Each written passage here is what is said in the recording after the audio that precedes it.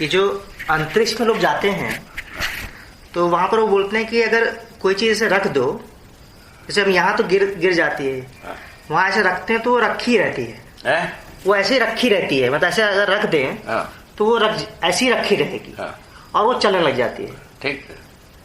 तो बाबा शून्याकर्षण में जो वस्तु होती है शून्याकर्षण में अपने गति के अनुसार निरंतरता को प्राप्त करता है, लिखा है। सचेष्ट है इसलिए वो गतिशील हो जाती है। नहीं, वो जिस चीज में था उसमें गति थी। अच्छा। जैसे सैटेलाइट में है तो सैटेलाइट की गति पर चलने लगेगी। सैटेलाइट सब तो ऐसे ही तो चल रहे हैं, क्योंकि उसमें गति पहले से ही थी, रखी भी हुई थी, तो सैटेलाइट की गति से चलने लगती है। बाकी बाबा कहते हैं कि लॉन्ग रन में कोई ऐसी चीज होगी तो या तो वो धरती बन पाती है, उस पर चारों अवस्थाओं का प्रगठन हो पाता है तो अलग बात है, पिंड है कोई बड़ी अगर कोई, हाँ, और नहीं तो वो विरचित होके किसी पिंड में मिलती है, ऐसा कहते हैं। ऐसा ही है ना बाबा? वो सिद्धांत है वर्तमान। ये धरती जो चल रहा है वो उसी सिद्धांत से है। बट एक भास तो होता है जैसे ऊपर, मतलब जिससे ऐसे रख जाती है, ऐसा लगता नहीं ये भी कोई चीज है एक तरह से। मतलब यहाँ पे एक फीलिंग होती है कि दिस इज ऑल। तो वेट की बात है, वेट की बात पूछ रहे हो? वेट की वजह से मतलब यहाँ तो एक वेट की महिमा दिखती है। हाँ। बट वहां ऐसा लगता है कोई चीज भरी है क्या ये, दिस इज कोई चीज कहते हैं कि ये ब्लैंक, अभी तो हमको दिखता है कि ये शून्य या खाली स्थान। हाँ। वहां ऐसा दिखता है कि ये भरा है क्या, कुछ ऐसा जिसमें तो कुछ, मतलब नॉर्मली क्या है वो टिकी हुई है सब चीज। हाँ। शून्य में ही सब टिक जाती है, ऐसा लगता है। तो यहाँ भी टिकी हुई नहीं, यहाँ टिकी नहीं, जैसे यहाँ पे आकर्षण है ना। हाँ। तो हमको ऐसा लगता है नहीं कि मतलब ये जो, वो तो अलग बात है। आगे की बात करो। भास, आभास, प्रतीति, बोध, अनुभव, इन पे बताइए बात। अरे कई बार हो चुका है हमारे ध्यान में, हमारा ख्याल में। भास जो है ना, जीवन सहज है। कोई चीज है, जैसा कि जीवन जो कहीं भी रहेगा, उनके सामने जो कुछ भी रहेगा उसको देखता ही है, समझने की कोशिश रहती है। बस ऐसे समझने के क्रम में भास के बाद आभास होता है, तो हमको भास हुआ था वो चीज है, और उसके बाद प्रतीत होता है कैसे है, क्यों है, उसके बाद अनुभूति होती है। यही अध्ययन की बात दो भाग है, ऑब्जर्वेशन की बात है दो भाग। नहीं तो आप कह रहे हैं भास, आभास, ऑब्जर्वेशन।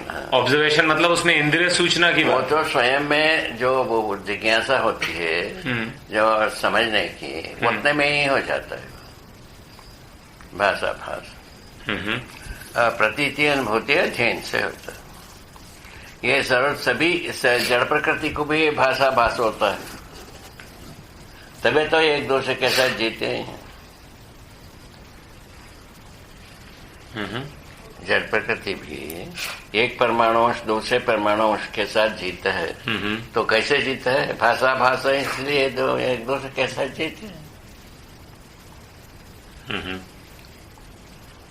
तो उसमें जो क्यों कैसे वाला पक्ष जुड़ता है, वहां से आप कह रहे हैं प्रतीति की बात है। क्यों कैसे वाला बताए, मतलब कैसा होता है वो बताया चलेगा। क्यों की बात है व्यवस्था में होने के लिए।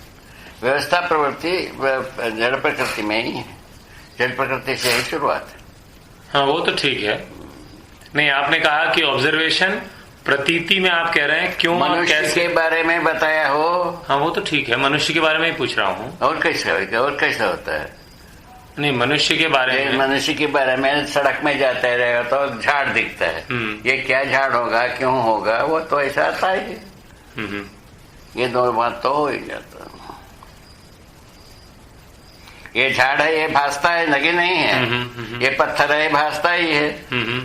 क्यों है, कैसा है, उसके बारे में सोचने लगते हैं तो कैसा है का उत्तर मिल जाता है। ये लंबा है, चौड़ा है, ऐसे। उसके बाद कैसा है की बात आती है, है ना? क्यों कैसा है की बात होने की बात क्यों है, उसके बारे में जब शोध करते हैं तब उसका अध्ययन शुरू होता है। प्रयोजन शब्द की परिभाषा दीजिए बाबा। प्रयोजन शब्द यही है जो कुछ भी अस्तित्व में है उसका प्रयोजन व्यवस्था में जीने की है, व्यवस्था में होने की है, रहने की। हाँ, नहीं, मैं कह रहा था प्रयोजन को अगर आप परिभाषित करेंगे तो कैसे परिभाषित करेंगे? वही उपयोगिता पूरकता जड़ प्रकृति में, मानव प्रकृति में वैसे ही है, उपयोगिता पूरकता। पूरकता मनुष्य के साथ विस्तृत हो गई, मानव के साथ भी उपयोगिता सिद्ध होना है, ठीक है, स्वयं के साथ भी होना है और जड़ प्रकृति के साथ भी होना है।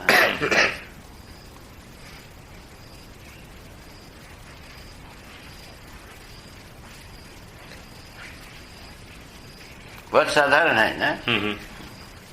और